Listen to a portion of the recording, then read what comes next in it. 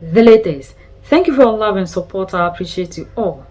People have made we the Africans to believe they are the best. They have values. According to this man, these people do not have values. Then look at what the United States of America is going around doing in the world. That these are not their values. These people are doing things based on imperialism. They support all manner of things that are not good. That even the United States of America is built on slavery and colonization.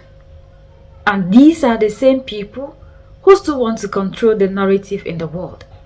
That because of their actions, millions of people are suffering. They don't care. International whatever that they have decided to form that we know are there to protect them and not any other person, that they don't even respect them. The laws are set by them, so how do they respect them? How can Africans, even in this 21st century with all the information we have at hand, still sit here and believe in these people that they have to sit wherever they are to tell us what is right in our continent and what is wrong, who we should partner with, what we should do? That these people don't have values. America is intervening in other countries' affairs on a daily basis. Are they our values? America is helping to keep the global south poor by its financial imperialism. Are they our values? America supports, and so does the EU, the apartheid state of Israel in their treatment of the Palestinians. Are they our values?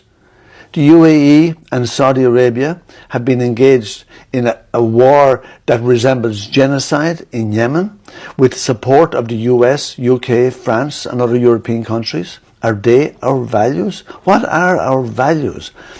I think it's a nonsense to talk about our values when in actual fact all countries work in their own interest. And this idea of oh, we have these values and we have that values and this is a like-minded partner, to me that's mostly, I would call it spin. For me, America has been at war for all but 25 years of its existence. America was built on the genocide of the native people of America, then on slavery and on colonialism. That's what America is built on. Are they our European values? Is this what we want from like-minded partners? And the manner in which America has followed its business interests and the manner in which it does it, I don't think they're values that we should have. Imperialist nature of American foreign policy has not been good for the people of the world. It is not good for peace, and we need a different approach to how we do things in the world. We feel international law has been eroded. The UN Charter is not being respected like it should be. The US and the Europeans, sadly, talk about rules-based international order, but they very rarely talk about the UN Charter anymore because they break the UN Charter on a daily basis. They're using their economic influence to impose sanctions on other countries and devastate the lives of millions. What America and with the EU support a lot of the time is doing with their use of sanctions is illegal. Sanctions are illegal unless they are established and signed off on by the UN. And very few sanctions in the world today have been agreed by the UN. So sanctions are illegal and they have become a form of warfare, and a very effective form of warfare.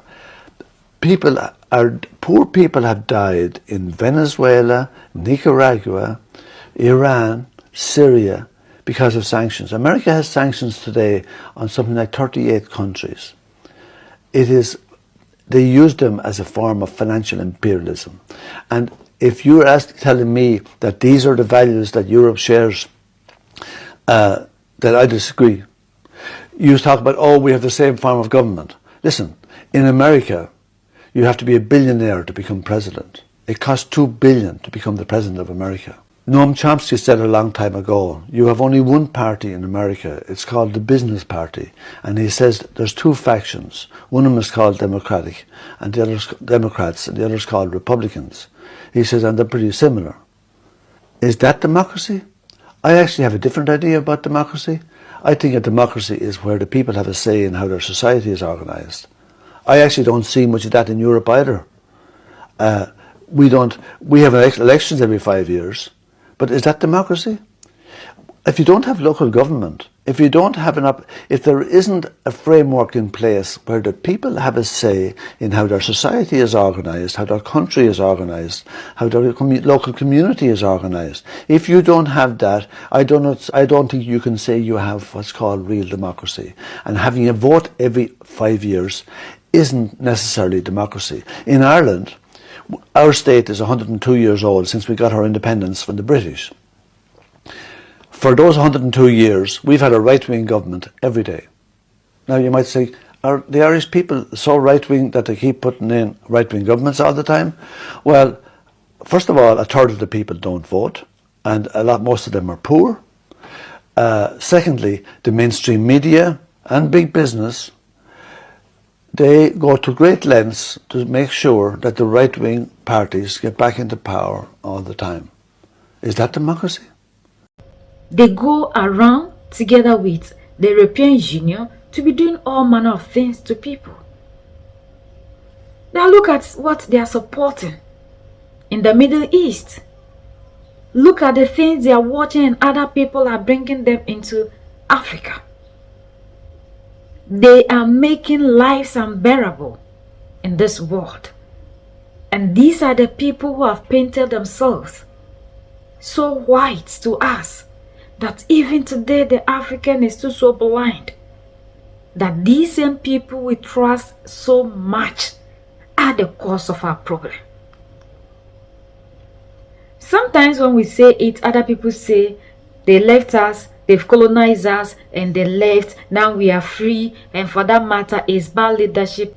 They left in presence, but they are still fully active in absence. That is the reason to which they don't want any African leader to move out of their systems, because these systems were designed so they can be wherever they are and still control you. We see that even the United States of America went and forced people out of America. These people are Europeans, Columbus. They went, look at the pain they caused to the Native Americans. Yet, all these things are available, and the African still finds it so difficult in this information era to get to know what is so important for us so we can set ourselves free. We are so busy with things that do not have value. When we finish, we are the same ones that will be crying. The African is never free. We are still 100% slaves. That is why Captain Ibrahim Traore said, the slave that do not rebel doesn't deserve pity. The chains are taken off our hands, but mentally we have been enslaved. Mentally we have been enslaved. And that is the reason to which today, even the systems that are making you poor, you still don't see it. The leaders that they have kept in place to do their bid, run their affairs in their absence, you still sit here in Africa and you love these people so much. Simple because of the messages they give us. Before, all this information wasn't available to we the Africans because we didn't have social media. And our media houses are controlled by them. They feed us. They feed us what our oppressors want us to hear. But majority of us still don't know. We still wake up in the morning on the television and still be listening to Party A and Party B debating, lying to us. And because I am in Party A, Party B, I believe whatever my party says and not going outside of what they have said to find out the truth. The most painful disease that the African can suffer from is mental slavery. When you are enslaved, yet you don't know that you are enslaved. When you are sick and you don't know you are sick, it is very heartbreaking. This is the fate of the African. So today we believe so much in these people. Even before they declare our election, these people must be there to give us their approval. And we are so excited. CIA is present. This Germany is in. The United States of America has come. But we have never sat down to ask ourselves, why are they always present? Yet when they are having their elections, you and your leaders are not invited there. You don't even go closer. Even if your president should leave Africa here and get there, he will not be allowed to come near where these things are happening. But these people can come to the extent of even controlling what happens. They should have the final say before the elections are declared. These are not people with values that we should learn anything from. These are the people we need to do everything possible to set ourselves free.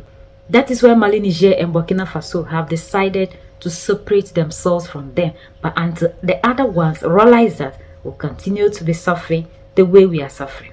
We are the only ones that can set ourselves free. So that's the latest around the world. And in the United States of America,